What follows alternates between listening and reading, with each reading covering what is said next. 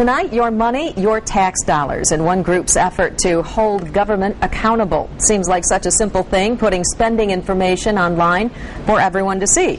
But almost all West Michigan school districts are resisting that idea when it comes to their checkbook registers. 24-Hour News 8's Ann Schieber is here to tell us why. Ann?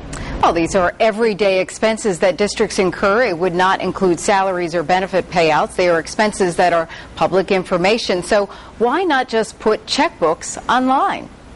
School districts, like any big operation, have a lot of expenses. They pay them with tax dollars. So why not give taxpayers an easy way to see what they're getting for their buck by putting their checkbook registers online? If a district is producing these reports at their local school board meetings, there's absolutely no cost or any other reason why they shouldn't be able to put this in a PDF on their website. The public policy group, the Mackinac Center, is trying to get all forms of government in the state to upload their checkbooks, but school districts in particular. We're primarily going after the school districts right now because that's the largest expenditure of state government. The group calls the campaign Show Michigan the Money, and so far, in the past year, 50 districts out of 551 have agreed to do it, large and small district alike. But in Kent and Ottawa counties, and we've received no positive feedback on this as of yet. We tried to get feedback. We emailed all the districts in the 2 counties.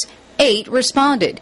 In Ottawa County, we heard repeated concern over privacy rights of certain parties receiving checks, that the only way to protect districts from liability is to have the public get registers through the Freedom of Information Act.